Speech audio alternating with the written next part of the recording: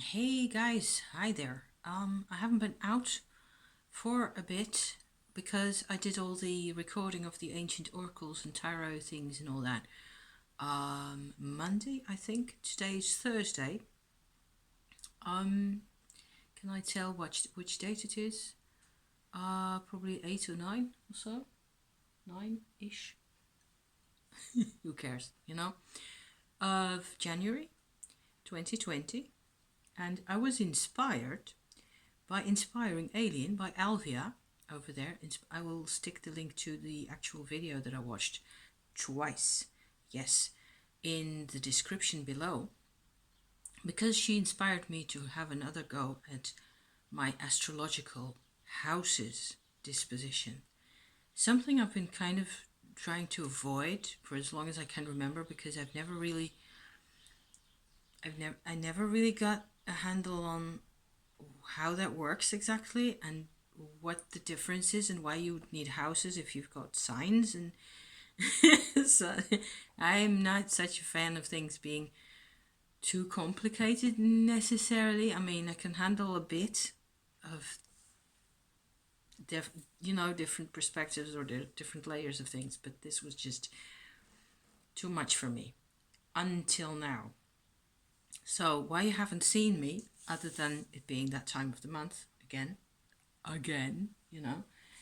is that I've actually done quite a lot of the tiny scribbly work, where I started off, I believe, Tuesday with basically something that looks really horrible. This is a chart of that day. I think it was January 9th, 6th, whatever. So that will have been Tuesday, I think. Boy, I'm hoping I'm not making a mess of this. Anyway, today's Thursday, and I think it's the third day that I'm actually spending more or less the whole day on this, because it feels right. It feels like I'm finally getting a handle on how this works.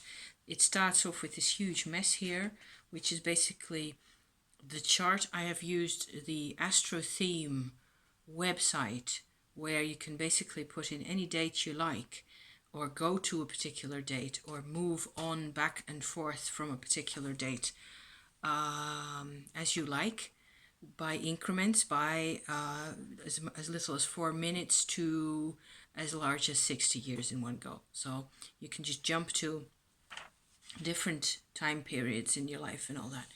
So I started off Tuesday with basically trying to figure out where my house cusps were. Of course, there's two of us, me and husband, and gradually I've become, I've kind of seen more and more that it's really interesting for us to look at this stuff. So maybe you can even watch my video instead of listening to me ramble. I don't know. Because we will be driving around on Saturday again, as usual. So I tried at first to basically get a handle on a couple of dates where during our lifetimes particular bigger planets moved from one house to the next, right? Which is what a transit really is. It goes from this house. So instead of having only signs, basically, and an ascendant and a descendant and a midheaven, more or less, and that was it, what I kind of tended to look at. Actually, I think this was the second day as well that I figured out. I actually, fairly quickly, I got a couple of really interesting nuggets of moments where, or let's say just shorter periods, where certainly for myself, for like a period for a couple of years, where there were suddenly several transits happening, several larger planets going from one house to another, to the next one, in one fairly short period. And those were periods where a lot of stuff happened in my life. Obviously, you might say. To me, it's all new, this stuff. And for example, another interesting thing that came out of this for me, for myself, was that there is actually a discrepancy between what the planets were doing on this level for me compared to what they were doing for my mum. As I was growing up with her, there were differences, there were phases where we were in sync, and you might say this is elementary humanity, and there you have it, and that's it really. But I'm really pleased and surprised and pleased actually to see that I actually have house cusps for her as well, and it looks like more and more what I have done with that chart of hers isn't completely guesswork. It's like 3/4 fairly certain, but it's not 100% never, because she was born in 1934 and it's a long time ago. And she's passed away since, and I can't ask anybody anymore. So nobody's got any more documentation and it's all gone, really, basically. But I've, sort of extrapolated and thought about things, and from the data that I got, I've drawn a couple of conclusions, and then on from there, I basically get a sense of how things affected her quite differently. And it's cool for me to pick up on how things affected her and what it was like for me at the time that it was different. We were really very... she had her own story and she couldn't talk about it really well. So it pleases me a lot to, even a gazillion years after the fact, get some space for both of our perspectives, basically. So that was already on Tuesday. And then yesterday, I went into this in a lot more detail, and because I kind of felt like, okay, so this is working. So what I'm going to do then is I'm going to, so what I did, I wrote out quite a lot of stuff. Then I sort of tried to put the whole thing back together again in one big chart, because I would like me to have, an overview with as little intel as possible. And here it is. So each time you can see there's like pale orange bands here. That's the bands that's just in between us. The other bands are separated in half lengthwise like that. The top one is husband and the bottom one is myself. So can I show this properly? Yes, I think so. Over there, my husband's 6 years older than me. So he starts off right there with Neptune in his first house, I believe. And I start over here. We both have an ascendant Libra, but for me, my Neptune is, as I am born, in my second house, not in my third house, in my ascendant, like it is for my husband. Sorry about that. Husband has Neptune in 1. I have Neptune in 2. I'm messing this up really badly right now. It makes sense in my head. I should be able to convey this. I'm still also very tired, and we have this conjunction coming up in the coming couple of days. Actually, it's been conjuncting all the time, and there's all sorts of stuff going on. So differences also in what it does, what it has done, what the planets basically, and I'm actually thinking from Jupiter on outward basically, but for this chart I have used only Saturn, Uranus, Neptune and Pluto, really, those 4. And every so many years there's a shift. Of course, the first shift is when it changes to the next sign, and that doesn't happen very often. And then there is when it actually moves across the house line, the house cusp for either of us. And there's like a delay because we both have the ascendant Libra, but it isn't at the same degree. There's like between 3 and 5 degrees difference between our ascendant lines, and so also with all the other ones. So each time there's a delay, and the further away and the slower the planet is, the bigger the delay actually gets between us. So that's kind of freaky and interesting for me to look at, also because all the dramatic periods in our lives, also before we got married, before we became a couple, they coincide quite obviously. So there's that. The periods coincide, and there's a whole lot of stuff going on with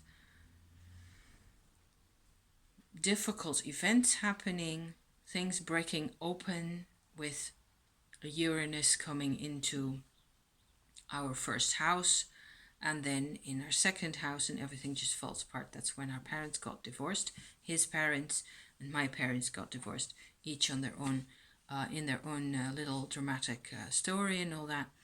And it happened more or less at the same time. So I find this really helpful, even though it's quite a lot of studying and my brain is kind of toast at the moment. But I still hadn't had enough after this. I basically went on, I think it was this morning then, to sort of re-summarize my chart again into those little lists that I've got here. And it's basically just Uranus, Neptune and Pluto, and the years when they move to a new house for either of us. So there's, you can see these discrepancies, 93, 94, and 2009, 2010, things like that. So just to have a handle. The cleverest thing I've done all week basically was to write out the actual degrees of the cusps from the chart. I hope you can read some of that at least. You don't need to know this, of course, but just for, ascendant 1, 2, 3. So ascendant is number 1, right? 2, 3, 4, 5, 6, 7, until 12. And then for myself and for husband, the actual degree where that's happening. And because we're both an ascendant, blah, Libra, etc., you get the same series of signs. There aren't any bigger, like yay big houses necessarily in those house situations here. We have fairly similar regular houses. I think it's is it 4 and 5 that are just slightly wider, only just a tiny bit for both of us. So that makes this a really simple list that we can use for both of us. And I have gone back to this for the numbers like all the time, because I don't want to do things. It's so easy to trip yourself up, and I have done that also during these past days a couple of times. So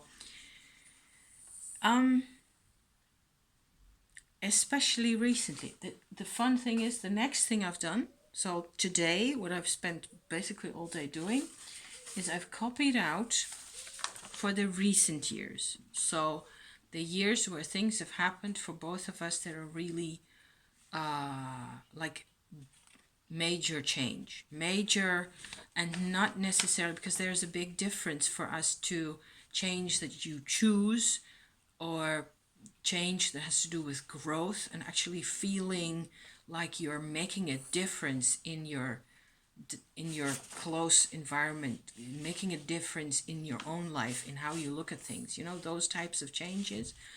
Or on the other hand, what it used to be like, change just falling on your head and you just basically trying to run away from it all, or escape, or having not the foggiest idea how to deal with any of this. That's where we both come from. We come from a situation with basically no support, really. So that's why I'm also doing all these things. So I have no idea whether any of you guys, I don't think my astrology views videos get that many views at all in general. I do have a little playlist where this thing is also gonna go up. I'm just basically just showing my face, even though it's really dark and it's raining most of the time, and it's 4 o'clock in the afternoon and it's so dark out here. You can see there's daylight, right? But this is just the level of daylight. It's this much and no more. So, well, yeah.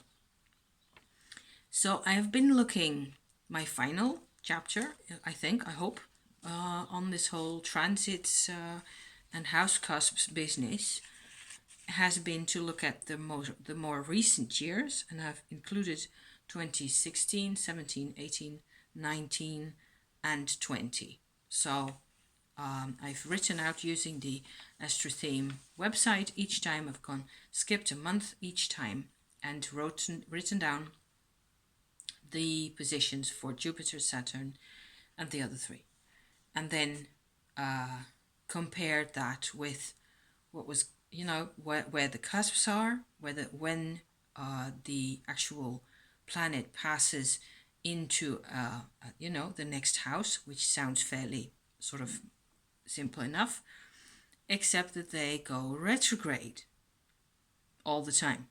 And especially it looks like so far that those planets go retrograde in the summertime quite a lot. The 5 of them. Not at the same time, not to the same extent, and not for the same length of time. So you just have to look at the numbers all the time. So I'm basically seeing little, I'm having a bit of a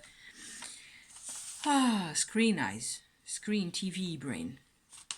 So 2017 was particularly interesting for my husband because that's when we discovered his womb twin survivorship thing, and after that he had a really difficult period where he had an ulcer at first, and then he had to be medicated for that, and that wasn't really completely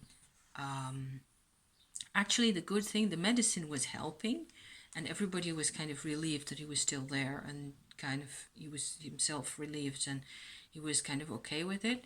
And it was his doctor who said, look, I'm not completely satisfied with these little images that we've got from your stomach. I want a proper scan, I think a CT scan, that's what that was called. And it's a couple of years ago, and a lot has happened since then, and he hasn't needed to go back. But as a consequence of the scan, he has had his operation, actually, and they have removed this tiny little, a little bundle of little cells that were pancreatic cells. That's something that tends to happen. It's rather rare. It's a condition where the cells they're really active, cells that belong to the pancreas, and they're programmed to do pancreas work, which is to produce really corrosive enzymes, if the term is correct. Those cells, if they're in the stomach, that's a problem. Then you get really bad ulcer type situations and things like that. Considering all that, it's quite he's come through this really well, but he had to have this operation. And just to focus on that for a tiny moment here, I have a Pluto retrograde period that turns direct just a few days before the date of his actual operation, and it is all happening on the exact house cusp of house number 4. So there's that, and then actually it looks like the same thing happens more or less for me when I have my conversation with my dad last year, when I started that. So it's like lots of stuff is going on, and there's patterns. Only it will take a lot more. The cat was making a mess, so I had to interrupt that right there. I'm not sure I'm going to upload this because of general ramble and all that, because I've completely lost my track of my point here. It looks like there's patterns, and what I thought is this stuff, I've done basically the preliminary just sorting out of the data, and now I will just have to let this sit for a bit and I'll come back to it. And as always with astrology, there's whenever it's really dramatic, I think there's more than one thing going on at the same time, and there's short-term things like the moon, Mercury and Mars and things like that, and there's the longer term things that this lot actually fits into. and sometimes it just kind of all comes to a head in a way, and then you have a lot larger risk of being in trouble in your life in a way, I think. So I've kind of caught myself faintly trying to go and predict things for 2020, and I don't really want to do that. Other than that, I've actually seen, of course, that Saturn moves to Aquarius in, what is it, in March, I think, somewhere. And there's a couple more points like that.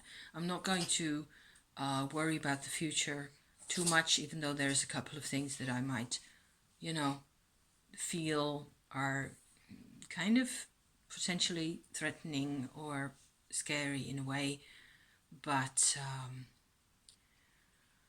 I'm not that type of a person. I don't really feel like you have to be on your guard. Funnily enough, what with a lot of weird things happening to me in my life, I'm not really a very, I tend to be confident that things will sort themselves out, and we will basically just wing it. We will figure it out.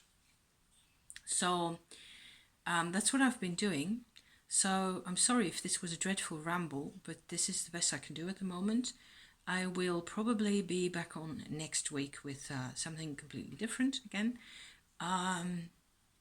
Stay well, stay healthy, and maybe you can check in with yourself and see how you're doing with things. And because of this Saturn Pluto conjunction happening, it's of course something that takes a long time to take effect, actually, and it's the actual moment of conjunction is Sunday 12 coming, and there's Mercury there, and there's Jupiter and the Sun, I believe. So all that is pretty intense, pretty big, and we will.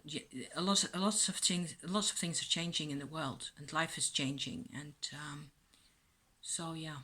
So good luck to all of you, and I'll be seeing you again soon. Okay, thank you for watching. See you. Bye bye.